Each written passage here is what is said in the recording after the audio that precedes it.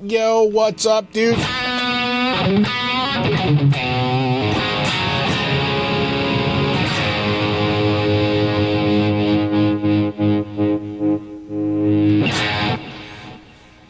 What's up? Just thought I'd come on and show you this. Look, we have a problem, okay? Actually, I dumped a few guitars to get this guitar. This wasn't a very expensive guitar, but I'm trying this year to do a zero-sum game. I'm trying by the end of the year to pay $0 for guitars. So if I spend, $300, I gotta sell $300 worth of stuff. Just a little game for this year. So far, I'm doing pretty well. So I won't let you know what I got rid of, but you'll get the bad news at the end of the year when we do the guitars remembered. Take a look at the ones we lost this year. This is a very interesting guitar, which is why I bought it. This is a 1965 crafted in Japan reissue. So this was only made for the Japanese market. These weren't sold in the States. These may have been sold in Europe, but I'm not sure. I know a lot of the crafted in Japan stuff makes it over to the European market. Here, it's all just the...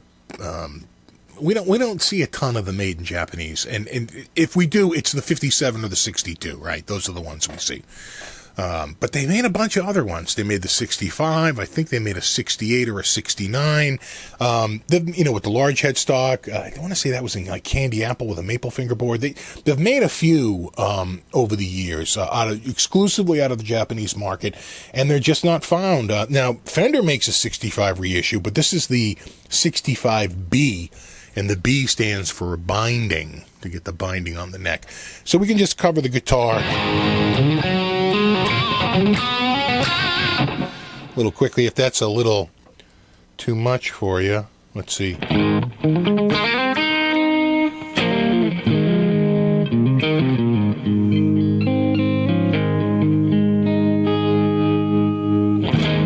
little more stratty,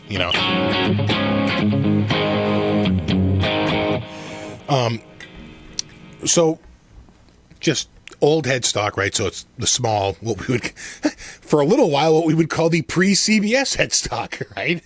And of course the old style tuners, right? The vintage style, Clouson tuners. With the slot tops, laminated fingerboard. So it's not what you think. Laminate always has such a negative connotation in my mind. But not in this case.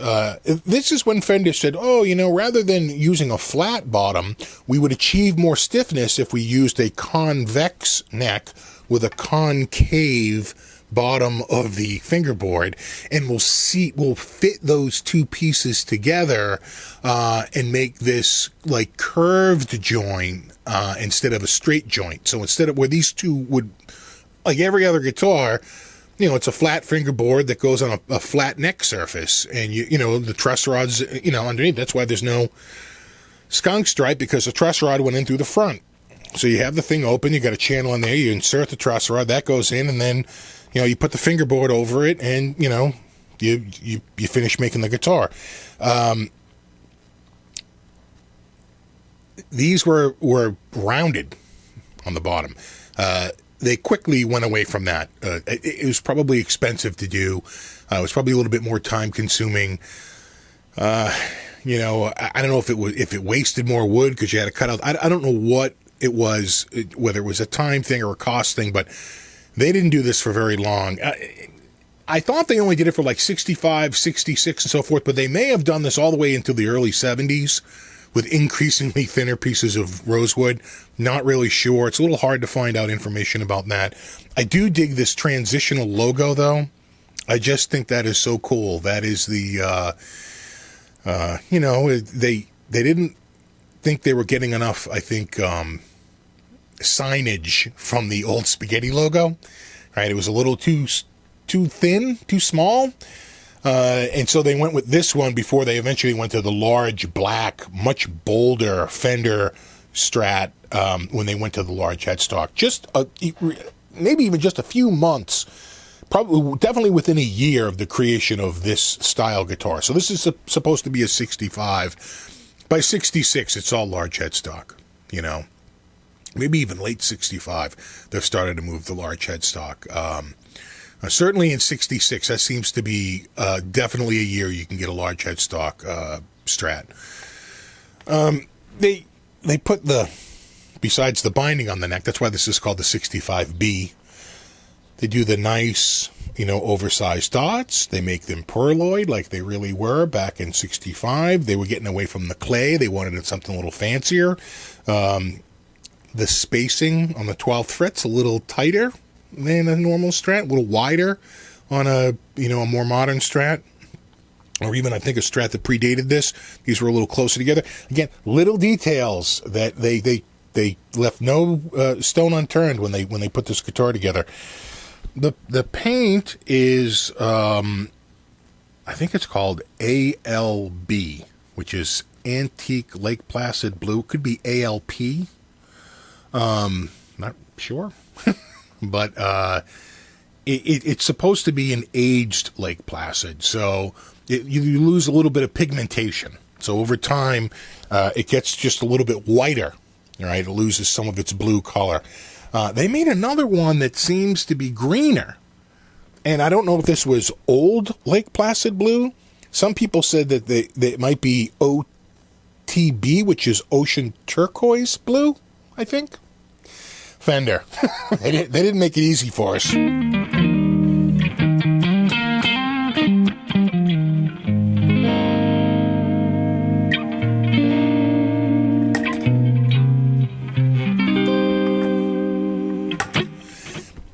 The pickups are a bit of a mystery. Now, as I understand it, these were supposed to come with, like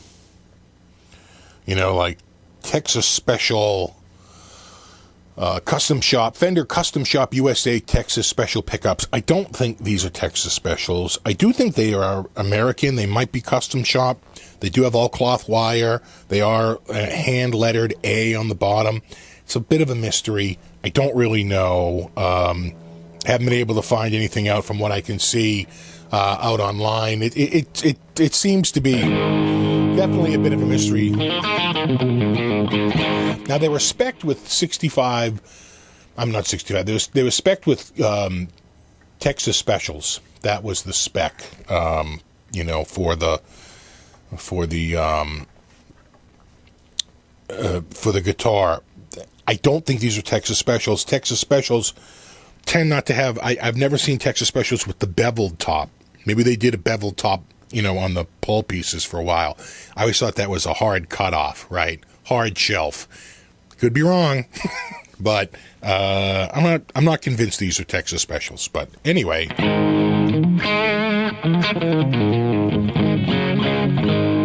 The guitar plays amazingly. I don't know if you can see it.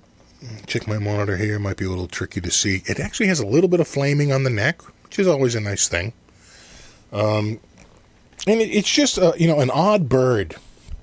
I do like the guitars that they're a little bit rare. They're not, everyone doesn't have one. So this is definitely one of them. First of all, I always wanted the 65 when they came out with the new 65 reissue, the American Vintage. I was like, I want the Dakota Red, right? That's the one.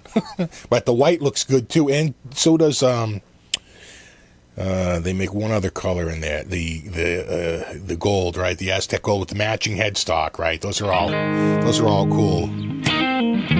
But they're $1,000 more than this guitar.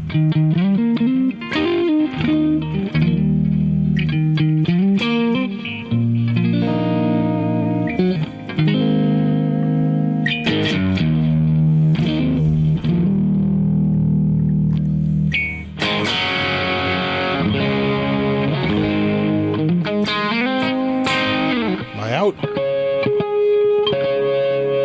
little bit.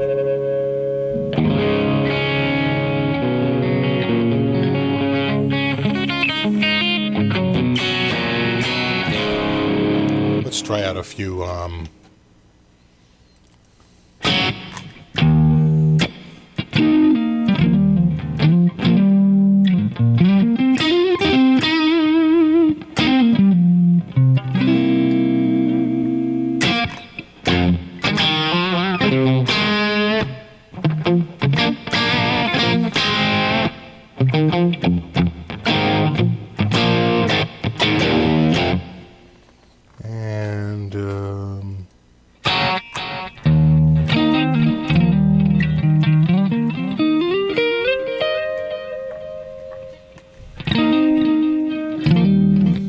I'm gonna try and find a.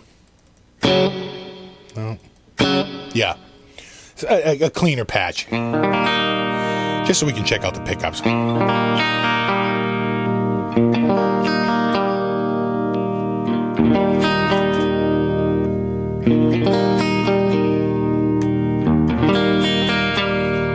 So there's the neck, position 5.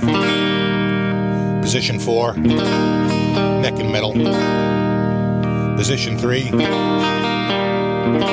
just the middle. Position 2, and then just the bridge.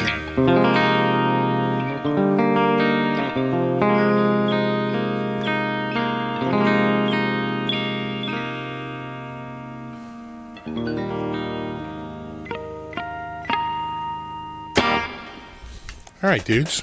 Well, there you have it. I think we started off with a pretty heavy sound. This is a very mid-push.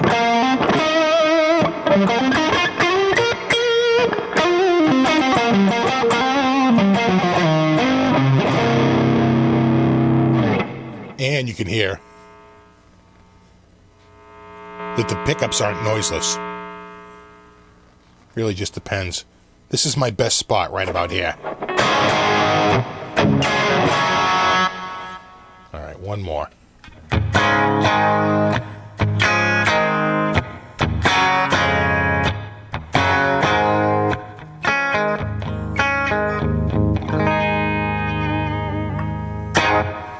All right, dudes, there you have it. Fender 1965, I think it's called an ST-65B. Crafted in Japan exclusively for the Japanese market, but one made its way over to the States. You'll see a few over here once in a while, but they're not that common, which is what I love about it. And you know, a 2004, 2005. This is an 04, and there you have it. All right, dudes. As always, thanks so much for stopping by.